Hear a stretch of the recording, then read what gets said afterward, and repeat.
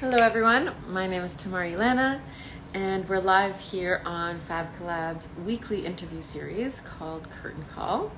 And every week we feature a different artist, a different woman or non binary artist, both on and off stage, sort of, they could be performers, they could be behind the scenes, entrepreneurs.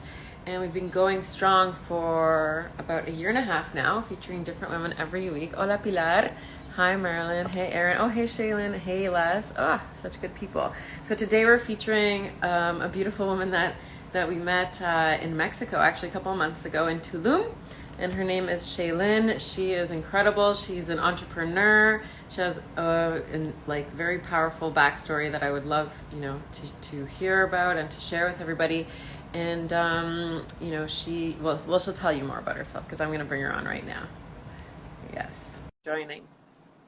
Happy Thursday. For those of you new to the episodes, this is a weekly interview series on called Curtain Call. And there she is. Hi. Hi. Hello, hello. How Oh, are it's so you? good to see you. I'm doing wonderful. It's really nice to see you. Where are you right Mm. now? In Tulum? Yes, I am still in Tulum and I have just a couple days left. What do you mean? Where are you going? I'm headed to Thailand. Oh my God. Do you want to tell us about that now or later? I'll lead into that. I'll lead into that. We'll get Yeah. there. We'll get Yeah, there. for sure. Oh my God, that's amazing. Like for how long? Well, we'll get Mm. back to it, but just for now, how long? Like Um, indefinite? Indefinitely. Yeah. I'm feeling like it is more leaning towards a permanent stay. Wow. That makes me so Mhm. happy. Oh my God.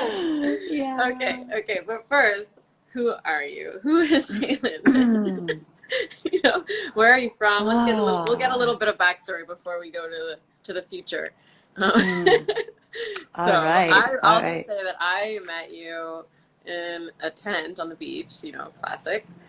We were walking by, and it actually said something about like the seven stages of sexual being or something like that. But we walked in, and the workshop was totally, it was a different time and a day we were looking at, and it was even better than we thought. And it was like, well, you were there, and I was with Mm-hmm. my partner, and we walked in and had a beautiful workshop of exchange of energies, and met you, and we were told, you have to talk to ShayInn. She has an amazing story, and so we did. We connected, and here we are. So that's how I met you. But I want to talk about like how you got there and where you're from originally. Where are you originally from? Yeah, beautiful memories. So I am originally from Virginia. I was born and raised there, and it was a very, very simple childhood. And from there, I kind of hopped around in around my college years, and I was last in Austin, Texas. And from there, I jumped over to Tulum, and that is how we met. But I feel like the thing that kept me moving, like the golden thread throughout my life that I have been following is this desire for liberation and freedom and experiencing life in the way that I don't really see people experiencing because I see all of us being conditioned to think a certain way, to believe certain things, and to move a certain way and to chase things that we might not even actually want in our lives. And it has always felt very incongruent to me. And so my life, my teenage years has always been super unconventional. I feel like I've been the one to break out of the box, break out of the mold, and just have like this completely wild life that no parent would ever approve of. And Would so, you approve of it? as a parent, no. Yeah. Okay. Okay. Absolutely not. Like if my kids lived this life, like I would have I would be very concerned. Let's just put Oh it my that way. God. Can you give it? Feel free to give us examples. Zero pressure. Yeah, yeah. So, um, as we all are, I was super, super empathic, and I feel like extremely sensitive to other people's energies and my environment and even like objects, like things. And so, having no guidance and no mentor from a really young age, it was very overwhelming. Mhm. And when I discovered drugs, it was the very first time I felt normal. Like, Wow. wow, like I actually feel normal because all my senses were being numbed. I felt like this sense I of like see. empowerment, like, oh, so this is how other people operate. When I see people getting drunk or when I see people doing coke, like, oh, so this is how people operate in the world. Now I get it, even though that's not the case. Right. But So hold on, let but me get that straight. So when you found drugs, you sort of like most people find drugs and they feel like what you're describing that you normally feel, which is like empowered, open, chasing their dreams. So you say you found drugs and you felt like the opposite, like it numbed your senses and it made you feel like normal. Is that what you're saying? yeah, the Wow. anxiety stopped. I I stopped see. like I see. over analyzing I see. everything and I became more extroverted. Whereas, when I was sober, I was Got it. very quiet. I was really awkward, Mhm. and really uncomfortable in a lot of situations. So, you know, Mm. my drug of choice that I discovered was methamphetamines. Wow. And it just really like, oh, I could do anything, Wow. And I felt so powerful whenever I was high. And I remember just that period of my life, that feeling, that kind of liberation is something I never ever wanted to lose. But Wow. I couldn't always be on drugs, right? So there was a point where I was I was selling meth, How and old I were kind you? of I was 17, 18, and 19. Got it. Yeah, selling drugs, and there was a point where I got busted selling, and I got arrested. It was like this like whole scene where they found out who I was, and I was actually driving down the highway to go pick up my tax returns, and I was stopped by there was like 4 or 5 DEA cars that like surrounded my car and ripped me out and like ripped my partner Whoa. out of the car and like put us in handcuffs. Like it was like this whole thing. Oh my goodness. Yeah, and That must have been so so scary. yeah, especially like as a kid, that'll definitely scare you straight. Which it did. It did for a little bit. And so yeah, that whole thing happened. And What did then your parents say? of course, they were not happy. There was a lot of disappointment. And the worst part of it was I was living in the basement of my grandmother's house and they raided it. Oh, Mm, yeah. And coming from like a Asian culture where there's a lot of like uh this idea of like success and you have to be a doctor or a lawyer and there's so much honor in the family. mm. Man, did I destroy that. Oh my God. That night. Yeah, it was terrible. Absolutely Oh, your terrible. grandmother. My heart for your grandmother. Yeah. Yeah. Yeah. But what winded up happening, the gift of that was Mm-hmm. it really woke me up. Mm-hmm. And I winded up getting sober. And in, I want to say in that industry, the drug selling industry, It's an I was industry. It's a connect. massive Yeah, industry. yeah, yeah. Let's be And honest. being that young and naive, I owed a lot of bad people a lot of money. And these were not people that you don't want to pay back. So I needed to find money very, very quickly, and my income suddenly stopped because I couldn't continue selling anymore. Yeah. Yeah. Um, so the fastest way I could think of to go make money was, oh, I'll go be a stripper. And so I did Yeah. that. I mean, I walked I can't say straight I haven't into a thought about it. club and yeah, walked straight into a club and auditioned and I got the job and I became, that was basically my majority of my adult career.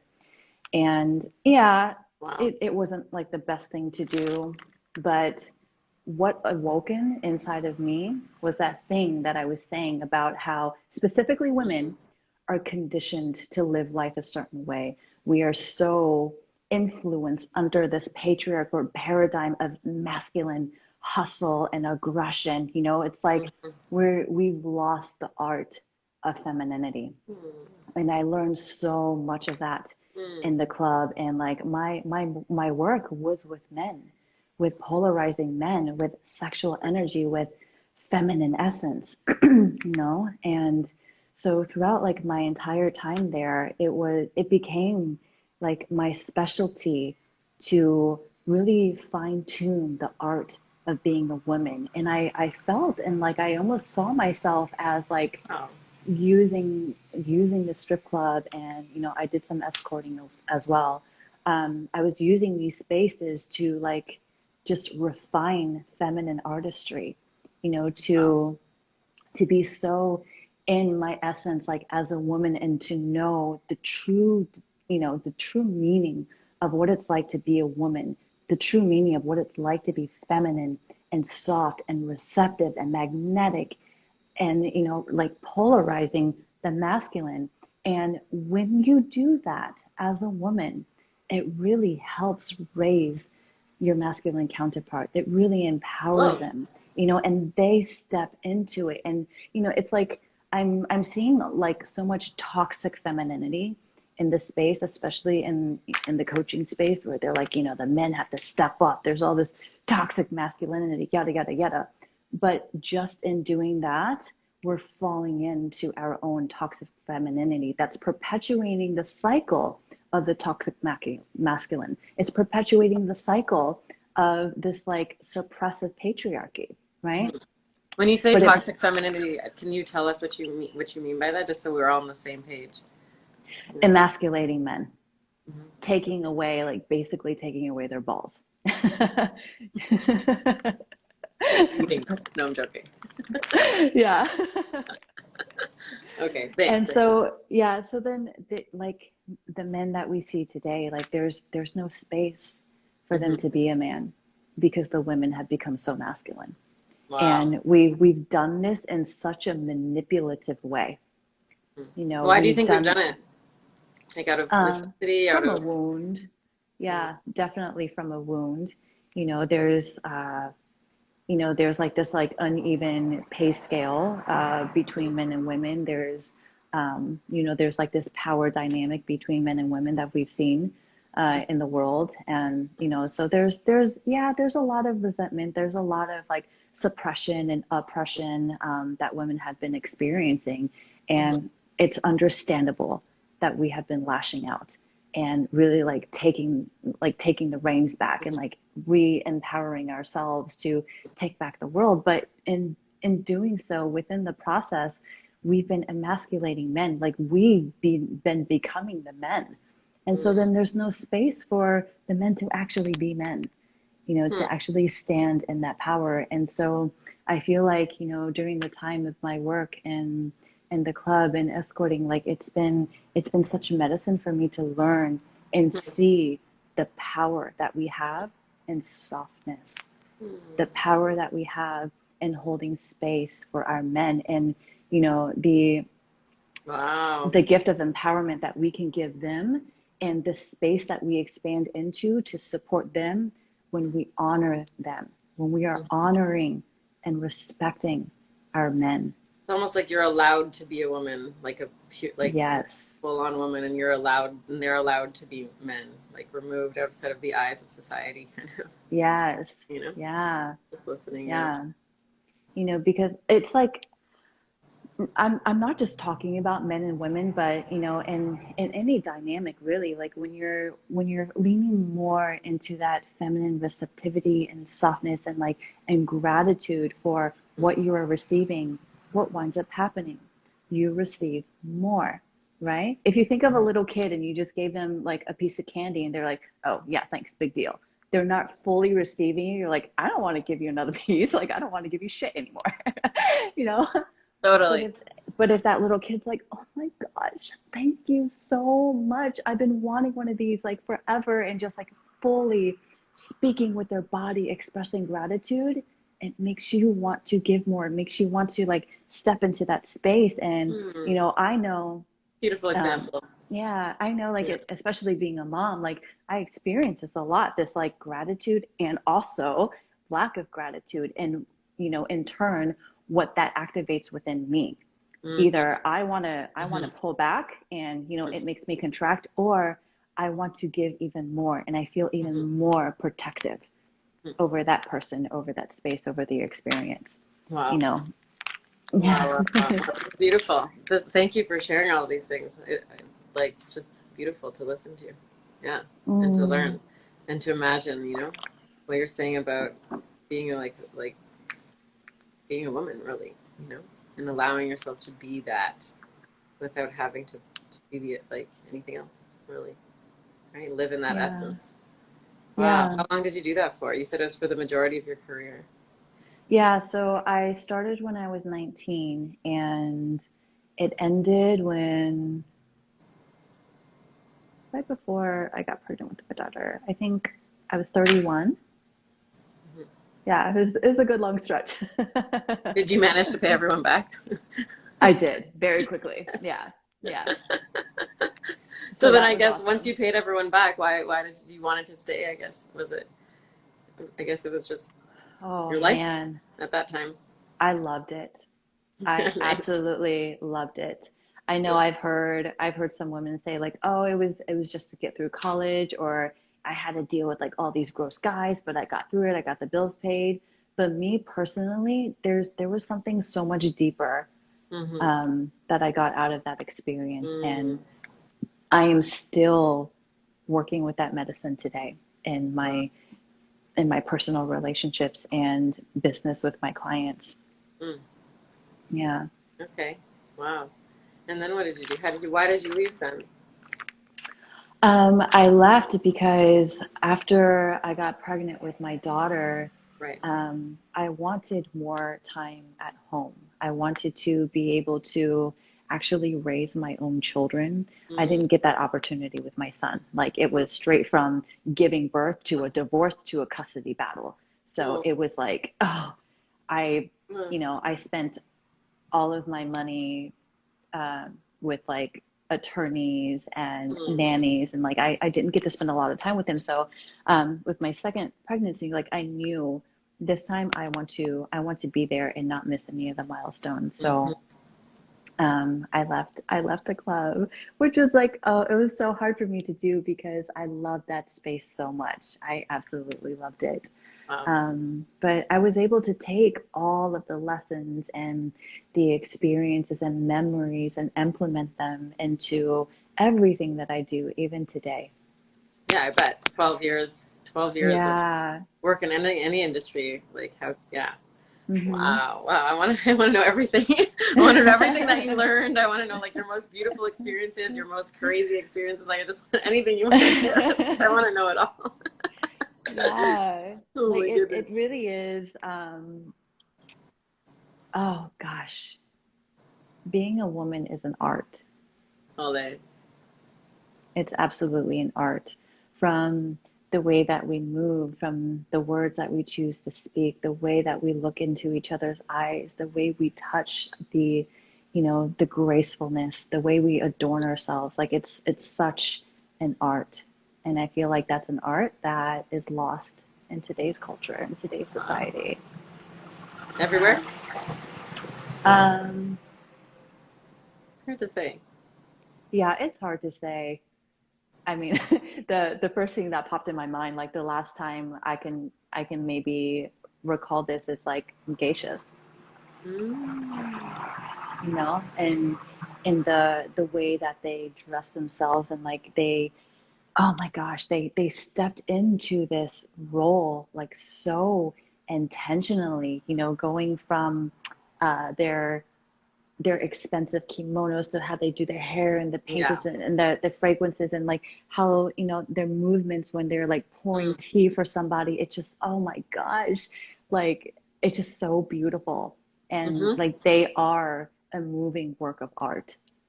Definitely. Yeah, so I Oh, I would love it. say yeah, that that may be one of the only, no, I wouldn't say only, one of the greatest examples of the Mm. art of being a woman. Yeah. How can society like learn to appreciate, I don't know if you have the answer, but I'm just thinking like, why doesn't they, how can society not like appreciate and honor, women for being women? Like it just seems so crazy that we have it like so taboo and so like shameful and like all these things, that people lean towards. When really, like, especially when you're talking about it, it feels like the opposite. It feels like it should Yeah. be honored. It feels like it should be an art form. I watched this movie recently about sex workers in a neighborhood in India, in New Delhi, I think. Oh, it's so good. Mm, I'll remember the title. It just came out, and basically, like the prostitutes there, like this one woman becomes like the leader of like the community of the neighborhood. Like it's all brothels and prostitutes, and she goes and she makes speeches like to the politicians and stuff, and she's like, we accept everybody. We don't judge anybody. Everybody is welcome where we are. We accept them with open arms and love and zero judgment. So why are we mm-hmm, not accepted back with open arms and zero judgment? And that just like stayed in mm-hmm. my mind. I just think it's so true. And listening to you, I don't know, it's just coming to mind. Yeah. Yeah. I mean, look at how we've been raised. Even the tiniest little details of like, say when we were all kids going to school, it was very common that we were told by our parents, like, when you come home, you have to finish your homework before you can play, Mm-hmm. right? So Mm-hmm. it's these little things that are ingrained in our minds that work comes first Mm-hmm. and relaxing and playing comes second. It's always secondary. So then Mm-hmm. with these teachings that we're growing up with, and also, the little boys of our society being told, like, you don't cry, emotions are weak, don't be sensitive, you're a boy, you're a man, you have to be a man. Even though that was majority, I feel like, directed towards little boys, the little girls picked up on it too, you know Mm-hmm. because then because then we see these little boys who don't cry, who are strong, growing up to be these successful CEOs and bankers and like whatever have you. Then as girls, like, we see that, we're like, okay, well, they're successful, they're making it, they're getting all this, Right. recognition, and it's because they don't feel. It's Right. because they don't cry. It's because they're not sensitive. So now, in order for me to be and achieve that level of success, Mm-hmm. I have to suppress myself because I Mm-hmm. want to get there. And Mm-hmm. it's like a natural survival Mm-hmm. mechanism, I see that. that, yeah, it's very subconscious, but it's operating on the forefront. Yeah. Yeah. I guess there's just so many of those things. We gotta just peel them off like little by little. Yeah. Hopefully every generation, evolves and Hmm. you have kids and they'll be learning from you and all we can do is try and teach the next generation, I guess, to accept. Hmm. Yeah. Oh my goodness. Okay, well I would love to know. I mean, I just want to talk to you forever, but just but I mean that's also what you do, so we'll get there. We'll get there. Mhm. So how, I guess, when you had your daughter, um, then what? Like what did you do to change careers? Like what Mm. how did you So, once you stepped away from that, how do you fill that?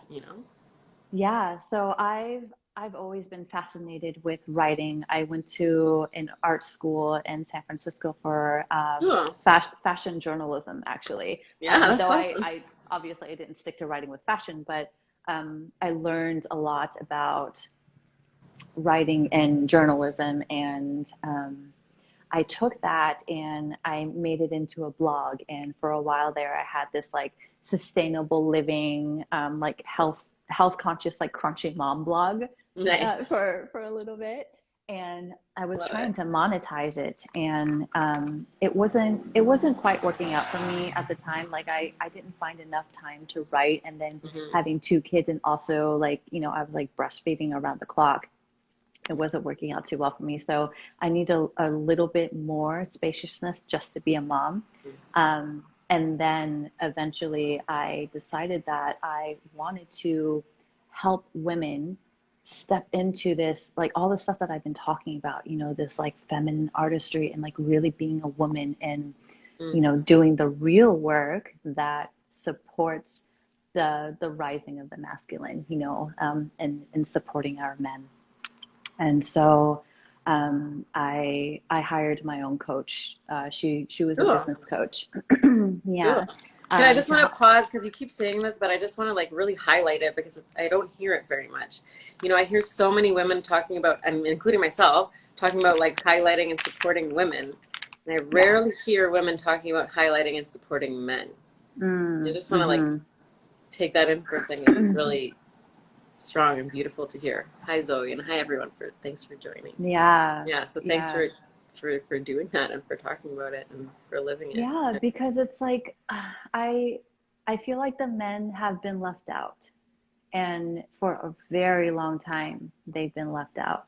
If you think of even examples like a wedding, that's a really big deal for both people, but yet you only see the women being celebrated. I want to say because I'm getting married in October and we're looking at venues, and with my fiance, who's the co-founder of Fab Collab of the company, and we go to all these venues and they're like, this is the bridal suite, and we're like, well, where's the space for the groom? And they're like, there isn't one. Yeah. Zero. Yeah. So I hear what you're saying. Yeah. Sorry, it's so highlighted, celebrating the woman and, making it a big deal about her. And even like with successes in life, certain achievements, it's like, oh, if a man does it, like, well, he's supposed to, he's supposed to be the provider. He's supposed to take care of stuff. He's supposed to be the head of the household. He's supposed to be the breadwinner. But yet when a woman does it, it's like, oh my God, like you're so inspiring. Like you're such a hard worker. And like women get so much praise and the men are so left out. And is that not the problem in today's society? And then we're stepping into this space where like, we're becoming like the men of the household, and we're stealing this role away from our men. So then what role can they play? What space can they have to expand into? And we're always talking about, the feminine feeling safe, the men need to cultivate this space for the feminine to feel safe. Yes. And what about the men feeling safe?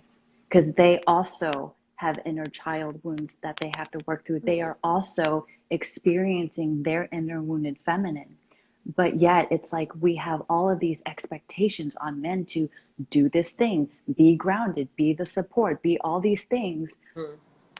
And we're allowed to express ourselves. We're allowed to be completely wild, and, because we have these expectations that the space is going to be held.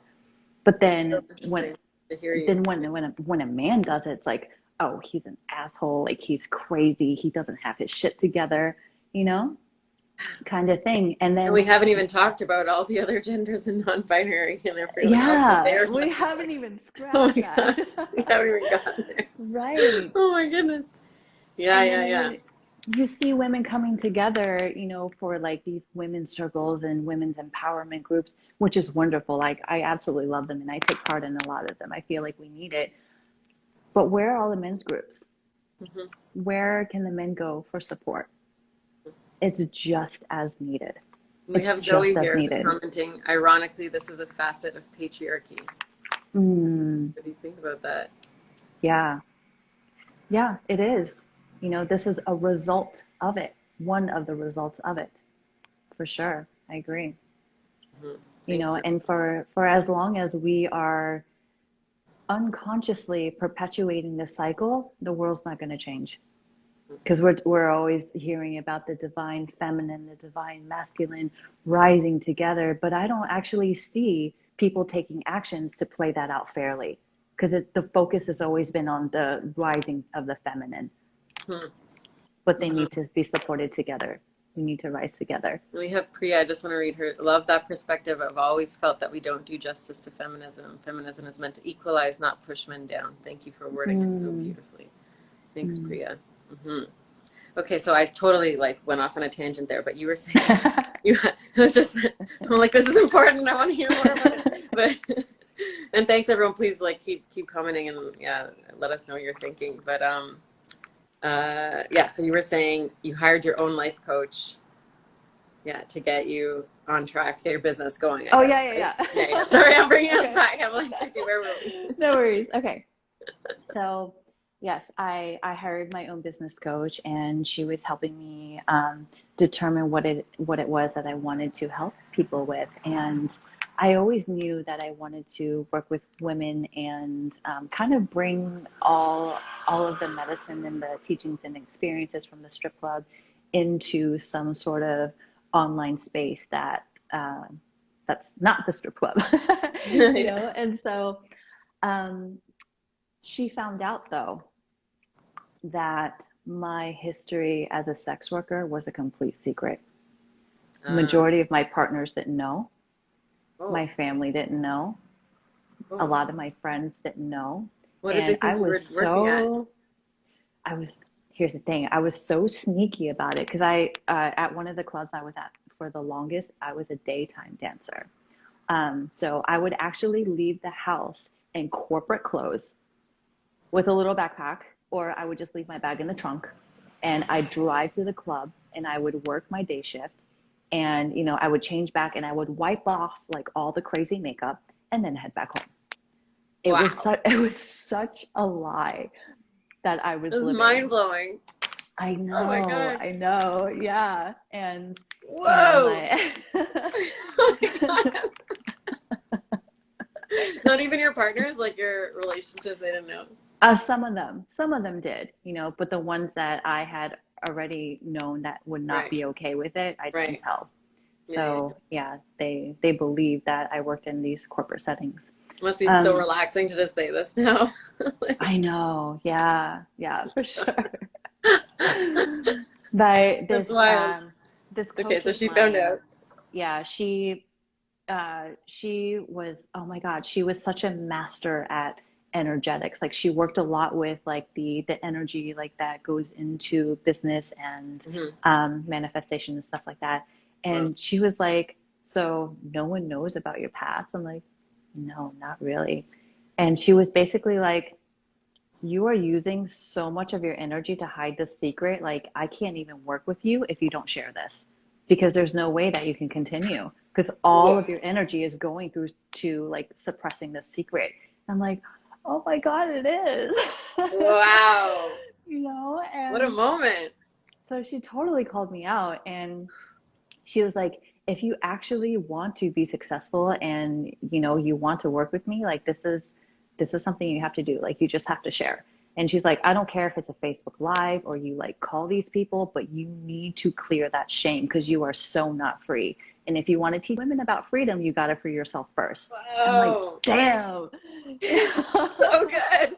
I love this woman already. Who is she? Yeah, yeah.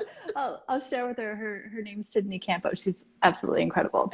Um, so I was challenged to do this like Facebook Live, and I remember oh, I was sweating. I was shaking, like at the beginning of this live, but Like, I'm nervous, and it's like not I, even my life.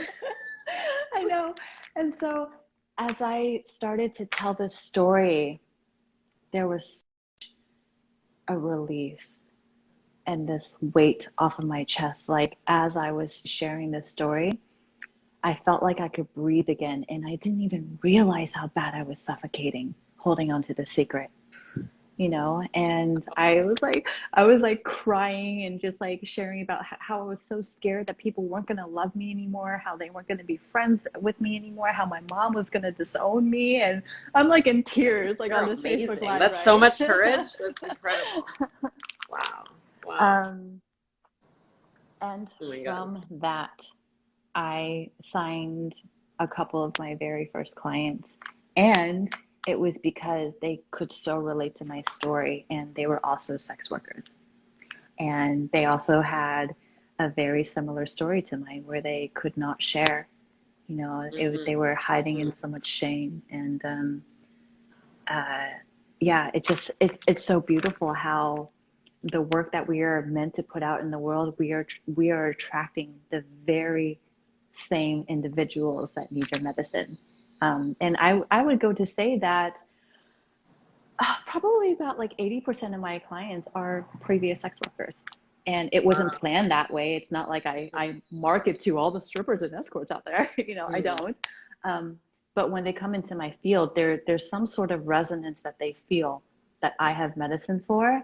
And that's what draws them in. And as we have our first sessions or whatnot, they're revealing to me like, I saw this live stream you did or whatnot, or I read the story and I found out that you used to be a stripper and so did I. And I've always wanted someone to talk to about this. And so it's just, yeah, it's so Wow. beautiful. You're there for the community. That's incredible. That's Yeah. beautiful. So beautiful. Amazing. Holy shit. Thank you. Wow. Congrats on so many things. But especially that courageous moment to like hit live and tell your Mm-hmm. truth. Wow. Wow. Wow. When was that? Yeah. How long ago was that? Oh man, that was back in, I want to say 2017 or 18. Yeah, this was a Not while that long ago. ago. Not that long. Yeah, pretty recent. Yeah. Holy shit. Wow. Yeah. Wow, wow, wow. So that set you on your current path, I guess, of what would you say? You're a life Yeah. coach, you're an entrepreneur, you're like many, many things, but I want you to describe Yes. yourself. Yes. So I was a coach for women in helping them heal sexual shame and trauma, Mm, women that have gone through like traumatic birthing, rape, what have you. And I transitioned from that into more business coaching, which is what I'm doing now. But it's still wow. like a fusion Mm-hmm. of embodying that feminine essence and putting it into business and um, starting your business and working in a way that is so aligned with you in the way that you want to do it in a way that is like so out of the box. It's just like the way that I teach things is not conventional, and in a lot of ways it's actually really backwards. And so one Maybe of for the some people, maybe not for yeah. yeah. Yeah. So one of the things that I do with my clients, usually when they first sign on with me or like in a group program, is what my coach did for me. Take the action first, regulate your nervous system later. Because there's been so much emphasis on, you do the mindset work and you regulate your nervous system and you do all these affirmations to get you to be ready to finally take the action. But a lot of the times the action never happens. So in my group spaces, like usually on our very first call, I'll say, what is it that you're intuitively feeling like you really want to do that feels edgy for you? And then everybody will share. And then I make everyone in the first 10 minutes launch that offer on our call. Oh, like a business offer. Like, can you give an example? Yeah. So in my last program, the business model blueprint, right? I noticed there was a commonality between everybody, and they're kind of like trying to perfect whatever their offer was, and some of them have been working on this for like 6 months, and to me, like 6 months, like what, and so I went through everyone and I had everyone share what their idea was, what their offer was, and just like really hype it up, talk about all the amazing things about it. And then I took a couple minutes and I had everyone actually open up their phone and do a little share and say that their offer is now open for enrollment. That's Because awesome. if I didn't do it then, it would have taken, I don't know, another 4 weeks, another 6 months, and so I feel like that's the level of accountability that I hold in my space, like really, really making you take action, because I know how beneficial that was for me when my coach did that for me. When she was like, if you don't do this, we can't move forward. So you got to do this like right now. So that radical action really helps you leap forward into the life that you want to live. It's moving beyond the fear. We all have fear, but we also have all these things that we want to do. And Mm-hmm. when you actually do it, it's liberating. It's so liberating. And it's not nearly as scary as we first thought it was going to be. all of these monsters live in our head. And so in a lot of Yeah, my yeah. work, yeah, in a lot of my work, I really encourage my client to take the leap first and do all the mindset and do all the nervous system regulation later, because at least you're moving forward and not living out these like traumatic experiences in your head that probably won't ever even happen. So you're Wow. putting yourself through uh, through through a lot of experiences that you don't want to live, because your mind doesn't know the difference between what's real and what you're imagining. So you're putting yourself through like all these like unnecessary experiences by just thinking about it and worrying about it. But instead of Mm. thinking and worrying about it, just take the action, realize it wasn't that scary, and then calm yourself later. Worry about You'll it. You're gonna worry survive. regardless. So you might as well Yeah, do you're the gonna worry thing, worry regardless. later, rather Yeah, than worry and not do the yeah. thing. Yeah. I Because mean, I'm kind of like that as well. Hence I the whole promise you'll company. survive. I promise you're going Yeah, to you live. will. Yeah, you'll survive way better. Yeah, I Mhm. totally agree with that philosophy. I mean, that's how I like live like my life as well. Like touring and stuff. Yeah. I tour a lot, and this whole company, all the shows we did in the pandemic, it was totally wild. Like in the middle of the pandemic, throwing massive events and especially with like money. Like sometimes I go on tour and I don't know if we're gonna have the money with my full band, but it's like do Yeah. it and you'll figure it out. And it always works out. The riskier it is, Hmm. the greater the rewards, I guess. you know, It it's the really only is. way. Yeah. It's the only way. So I guess, well, from looking at your Instagram and your page and your posts, so beautiful. But I guess things are going well and flourishing for you, and you have a lot of clients and yeah, tell us a bit about that. And everyone go Yeah. sign up So, and go follow and sign up for a class and take action. Take action now. But be yeah. careful what you wish for. So I currently, as you know, I'm transitioning from now Tulum over to Thailand. So it's a really, really big move for me. And you just got And to Tulum, didn't you? I know it was only Oh like my 5 months ago that I got here. Um, but it feels really aligned to go. It feels really, really good to go. And so in that transition, I'm being more gentle with myself. For the first God. half of the year, I was launching a lot of programs and I had the capacity to hold space for a larger group of people. But Mhm. now I'm holding space to go deeper with individual people. So I have Wow. one-on-one spaces available and I have intensives available to work with me right now. Wow. Wow. Yeah. I want everyone to dive in. I want to dive in. I'm a little nervous just thinking about it. I'm like, what should we Yeah. do? I love it. Okay, so you want to tell us why you're moving to Thailand, Well, please? you And met how Sebastian. I'm dying to know. Yeah. Yeah. So we met in Tulum as well, and we've been seeing each other ever since. And he lives in Thailand, so that's a big reason why I'm going there. And also, my daughter's father has always had this desire to go over to that side of the world. Oh, no way. Um, yeah, yeah. So Wow. we're kind of like all moving over there as a family and then dividing up once we get there. So Wow. he's going to be in Bangkok. I'm going to be on Koh Phangan with Sebastian, and No just seeing way. how things flow from there. Yeah, That's so cool for your daughter, especially. Oh my goodness, she's so yeah, lucky. yeah. Well, both of my kids have had a very unique life.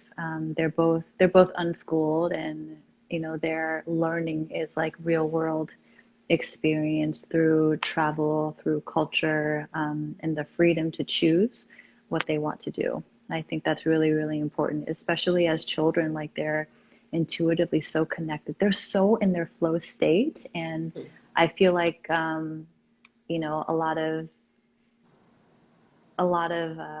common parenting and like schools and stuff like that, they kind of like tear them out of the flow state by telling them you have 30 minutes to play. You have 1 hour to create this thing and then we're going to lunch. It's like it's so like it's way too structured, and I don't feel like their minds work well with that.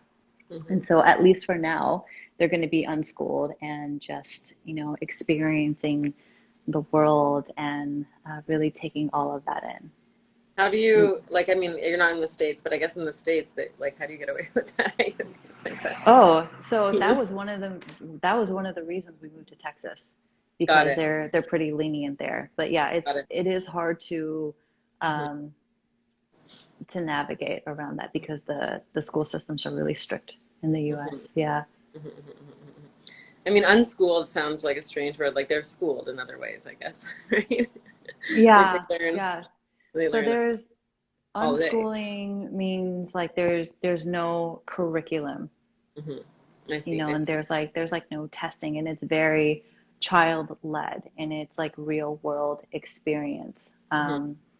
So whatever it is that your kids are interested in, like your job basically is to do your best to create the most conducive environment to support their interest. So if they have all the tools, if they want to go be an artist, you make sure they have the crayons, they have the paint, they have the canvas, Hmm. they have all the things to Hmm. lead themselves towards what they want to do. And it's also the same thing that I'm reteaching my clients Hmm. because it's like I find that when clients are coming to work with me, like I have a lot of dismantling to do in their mental space because they're seeing all these other strategies, all these other business tactics, and they're like, well, I should be doing that. Hmm. Industry standards tell me I should be doing that. And I'm Hmm. trying to lead them back home to themselves, much Hmm. like, what I do with my kids. Hmm. Follow your own flow, Beautiful. follow your own heart. Hmm. If it feels good, do that thing. And I don't care what that thing is. As long as it feels good, there's a reason it feels good and it's going to work out. Wow. Do your kids ever want to go to school? I'd ask them. Yeah, Okay. and my son wanted to go to school for a little bit, so I let him try Uh-huh. it out. Yeah. And I did my best not to impose on his decision at all. Hmm. Because something that I've seen in parents who say that they unschool, I don't feel like the concepts are fully implemented. So what I mean by that is if your child says that they want to take guitar lessons, you're like, okay, I'm going to pay for guitar lessons. And then they decide that it's not for them, it imposes on them for us to force them to continue because we already paid for the lessons, I see. making them complete it. And so again, that's like interrupting their zone of genius, that it's interrupting their um, trusting themselves and making their Right. own calls in their life.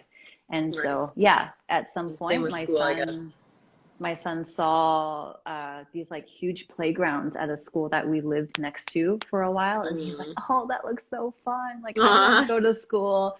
I'm like, "Okay, uh, I guess we'll enroll you and see if you like it." And then he went and he hated it. He absolutely Wow. hated it. He just wanted to come home. So then I pulled him out.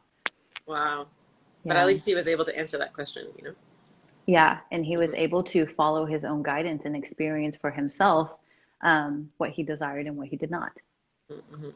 And your daughter, I guess, she hasn't wanted that yet, or not at all. Yeah, no, no. She has expressed interest in like maybe going to like a dance school or some sort of like Mm. theatrical arts. Like she's a Mm. she's a performer. She's Nice. yeah, yeah, for sure. Cool. Is she excited to be moving? Very, yeah. Are you I excited? feel I am. I'm really excited. Yeah, I'm having like all the feels. Nervous, excited, and it feels expansive. And then there's also like a lot of letting go that I have to do with the bonds that I've made here, friends that I've made here, and like the stuff that Yeah, I've yeah. collected, and so yeah, When do you fly? all 4 days. Wow! Oh my God! Hmm. Oh my God! And Sebastian is kind of how we met you. It was the workshop that he was doing, and it was really Yeah, beautiful. Beautiful yeah. hour we spent with you guys. Learned so much, just about Hmm. energy and well, a lot about energy. It was Yeah. so beautiful. It was so cool. I'll never forget. And I'm so like fortunate that we met you that day. Well, we'll just have to come Mm. see you in Thailand. Yes, And please. do an update interview also on like, okay, now Yeah. what? Now what are you doing? That You know? one. Now what's Yeah. going on? Mm. What's this next phase about? You know, I'm so excited to see like how you grow even more and how you expand out Oh, there yeah. and everything. Wow. Really Wow. looking forward to this next chapter. And so I've been packing, right? Yeah, And tell me. I've been looking through some of my journals to see like which ones I really, really want to take with me. And I was reading back in some of my journal entries, and I remember living like in the driest part of Texas. And I was like writing these visions down. I was like, I'm gonna live in a lush jungle, but still on the beach in a villa somewhere tropical with some sexy guy eating fresh fruits. And it was like, it was so specific, Shit. everything that I wrote down, That's right? good. And then in That's my good. mind, I was like, I've never been to Thailand before. I never even knew like Copenhagen existed at that point, you know? And so like my mind is like, well, the only place I could possibly think of that remotely matches that is Hawaii. And I have zero desire to go to Hawaii for some reason. I was like, that's not it, but I'm going to hold on to this vision and I'm going to commit to this vision and see what happens. Woo! And yeah, So this was cool. like this journal entry was only like a year and a half ago, maybe 2 years. And yeah, it's so fascinating to see like, wow, this place that I'm about to move to is the exact description of everything that I wrote down. Like even the guy and physically like Sebastian matches like all the criteria that I wrote down to the long hair and the facial hair and like the jewelry that he wears. It's wild. It's so wild how accurate these visions are coming into existence. I love it. Manifested, as somebody said, and then somebody else said, "Dope human alert." Yeah, I agree with both those things. Yeah. Oh my God! Oh my God! Oh my God! Okay, so everyone should just go right now in their journal where they want to live, what they want to be. We'll all check back in a Yeah. year and see if everyone's lives have exploded Yeah, and and changed. like it's also really fun to see what you wrote down a year ago and Yeah, I see love what, that. yeah, Yeah, yeah, yeah, it's the just best. I mm-hmm. challenge everybody. And let us know. Tag us when your life changes and you manifest your dreams Mm-hmm. today. Oh my goodness. Oh, Shayla, it's just so beautiful to talk to you. Anything else Oh, that you want thank to like you. share or leave with people, before we all go on off with our days, or anything that we've missed that you want to talk about, or anything at all? Yeah. Hmm. Oh, I feel like I could talk to you for hours. Please, please, Oh, please. I'm gonna come yeah, sit on a beach, eat the fruit, and just we'll just hang out and talk about it yeah. all. We'll do the live from over Oh, there. we'll do it together. We'll be in the same space. Yeah, please. Yeah. Yeah, I feel like we shared so much and Yeah. um, I hope for everyone that is watching to really realize how powerful you are Mm. and to take the leap. I know it's cliche to say that like we only live this life once, but if it were to end soon, Hmm. would you regret all the choices that you've made, or would you have made them differently? Gonna leave everyone with that. Let us know. Oh my goodness. Take the leap. Take the leap, and I promise you're going to survive, and it's going to be so much better than you ever could have imagined. Mm. Thank you for that. Yeah, beautiful. Cairo music. That's Leah. Thanks. Yeah. Beautiful. Thank you, really, from the bottom of my heart for sharing all of that. It's incredible. You're so open and Yeah. beautiful. Thank you so much. Oh, thank Yeah, you. And thank really. you for having me on. Yeah. Anytime. Please come back. Please come back. And thanks everyone for joining. We're gonna leave the interview up, and yeah, we'll send it around and we'll have it up on YouTube and everything so everyone can learn from these beautiful, life lessons of yours and insights. Thank you. Have Thank a you. beautiful rest of your day. And You good luck. too. Good luck with the move. I can't wait. I can't wait. I'll be Yeah, thank following, you. cheering you Yes. on, full support, all my love. Yeah, I can't wait to Come see visit. everything. I will. I will for sure. Okay. Thank you so much. Have a beautiful day. You too. Thanks, love.